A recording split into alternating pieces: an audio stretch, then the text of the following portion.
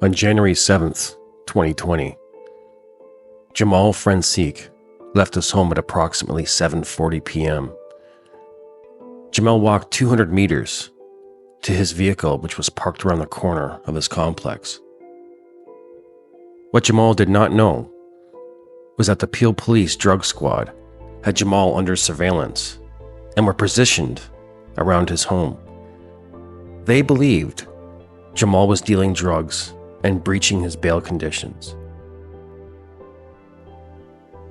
Instead of contacting uniformed officers to attend and arrest Mr. Francique, since there was no reliable evidence of drug activity, the Peel Police Drug Unit formulated a plan for an extremely high-risk undercover takedown of Mr. Francique, utilizing 6 plainclothes officers and unmarked vehicles at night when visibility was diminished.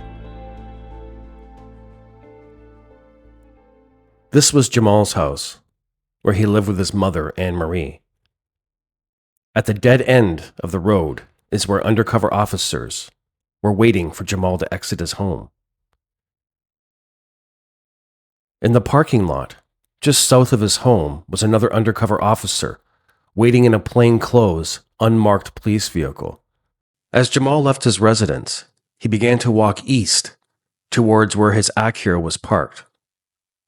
Police did not approach Jamal at this time and let him walk the 200 meters to his car, which took approximately 2 minutes. When Jamal approached his car, he got into the driver's seat and began to reverse out of his parking spot. The undercover officer that was supposed to block Jamal in before reversing was late in doing so, ultimately letting Jamal reverse. This is when Peel Police undercover officers began to attempt to block his car with unmarked undercover police vehicles. None of these vehicles were marked with police on them, so Jamal probably thought that these police officers were people trying to rob him. The subject officer exited his vehicle and told the SIU that he was standing in front of Jamal's car. He then stated that he fired 4 shots only at the windshield of Jamal's car, shooting through the front windshield towards his head. What you are about to see is a video taken by a witness who lives across the street. According to this witness, the officers were yelling at Jamal, and then the ETF officers went in and began to break all of the vehicle's windows. In doing so, they destroyed crucial evidence of gunshot holes that entered Jamal's vehicle.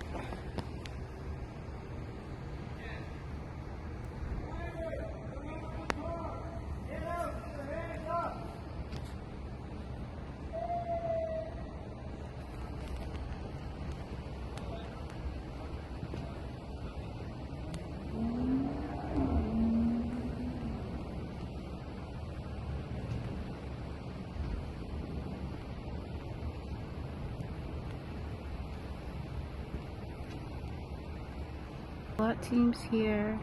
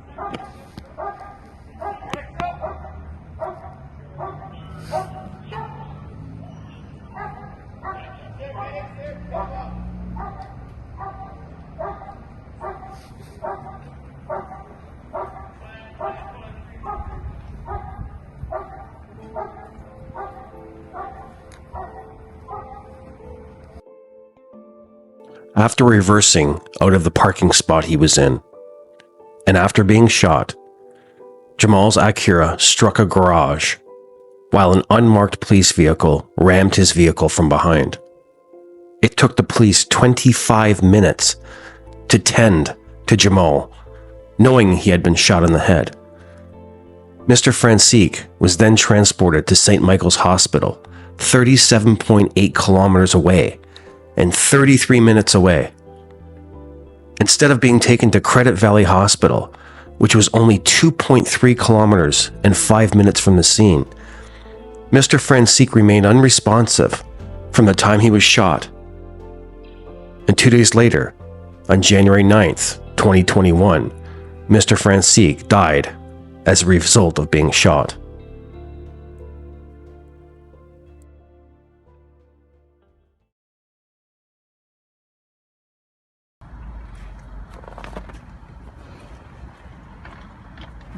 Are there no bullets in the car? No, they probably picked them up. No, but I mean like that shot the car. I think that. I don't see That's what I'm bullets in the saying. car. That's no, Wait. they shot through the window. I have a picture. Remember I showed you? Yeah, that's So what I was that's saying, why but I they don't broke see that it. window. They broke that window. They only shot through the windows, right? Yep. Yeah, they shot And the they kill. broke. And this is where they shot him. Back here. Yeah. Fuck. Look at this. What's that? It's a dent. You can see where the bullet Oh. great. Look. Oh. Oh. See? You see? Look. There's fucking blood on the windshield. Look at the airbag. Look at all the blood. There's blood on the fucking windshield, yo.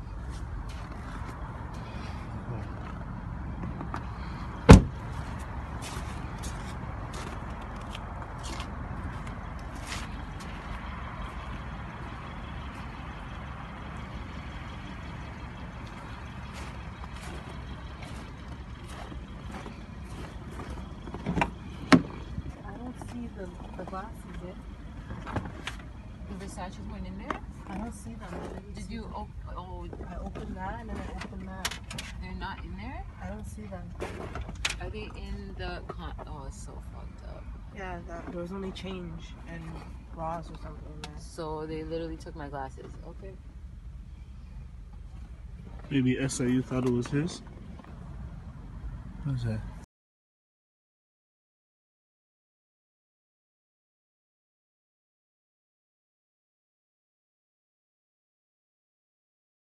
So the more evidence I looked at, the more indiscrepancies began to show. According to the subject officer who shot Jamal, they stated that Jamal was shot from the front of the vehicle, through the windshield. 3 bullet casings were found on the grassy boulevard in front of the vehicle. The 4th shell casing was found to the rear of the vehicle. The SIU offered the explanation that the 3rd bullet entered through the front windshield and somehow hit the roof of his vehicle, ricocheted downward, turning, striking Jamal in the back of his head. There was no mention of a 4th bullet in the SIU report. How is it possible for Jamal to be shot in the back of the head if all of the shots supposedly entered the front windshield, according to the subject officer and the Special Investigations Unit?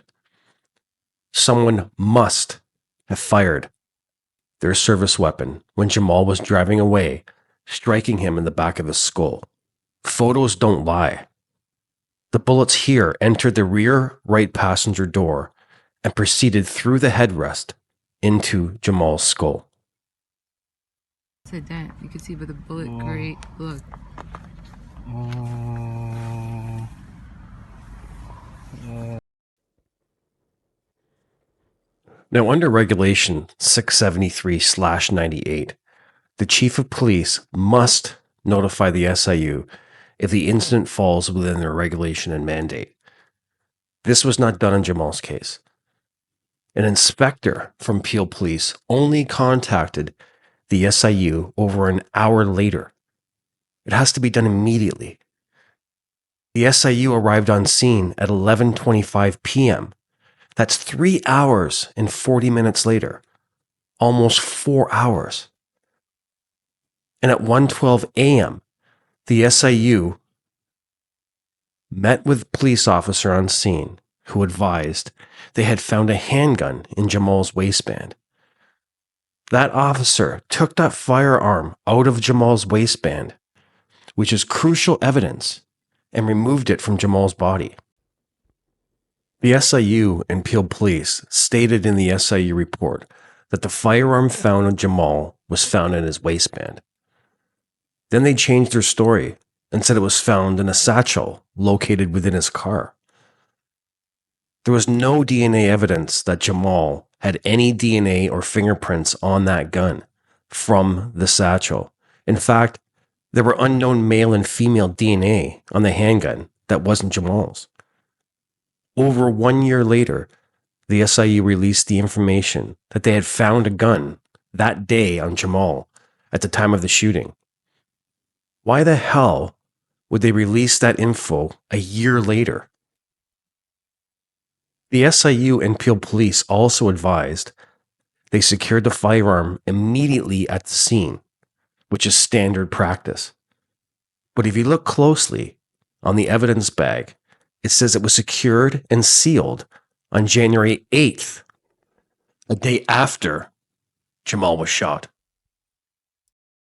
All I know is I got a phone call from my husband at the time, and he asked me, he's like, what's going on in our complex? I'm like, what do you mean? He said it's surrounded by cops, emergency vehicles.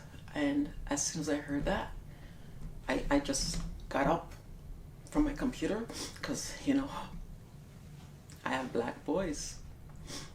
And I ran upstairs and I saw my younger son, Brian Jr., and he was playing video games. And I'm like, where's your brother? And he said, oh, Jamal's in the basement, Mom, playing games as well.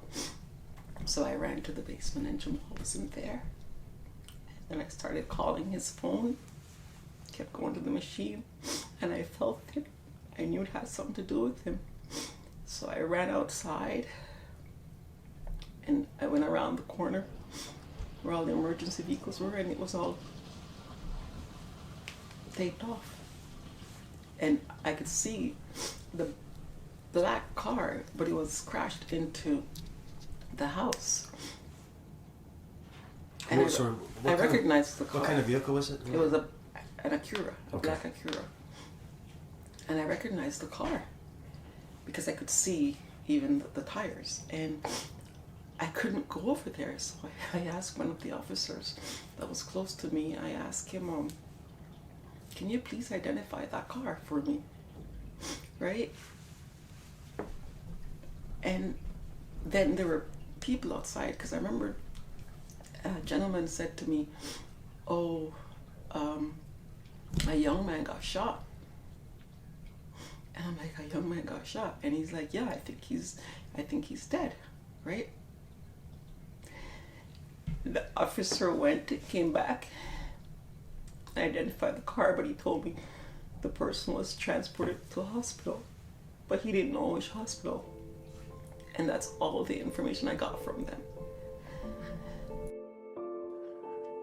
The inconsistencies from the Peel Police and the SIU are blatantly inaccurate and disturbing.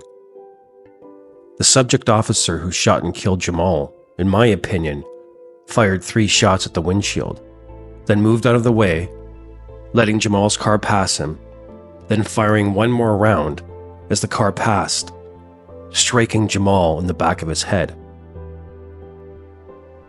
That would explain the bullet hole in the left passenger side door. That is the only explanation, but yet the SIU and Peel Police decide to cover it up.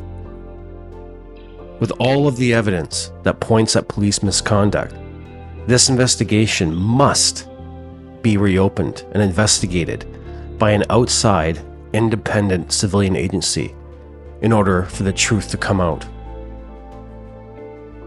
I asked Jamal's mother what she would like to say to the Special Investigations Unit, and this was her response. And to the SIU, I'm asking you to please reopen my son's investigation and give us a fair, thorough investigation, one that will make sense. Please, I'm Jamal's mom. I need to know how my son was shot in the back of his head. I need to know that. It's unacceptable, that report that you released.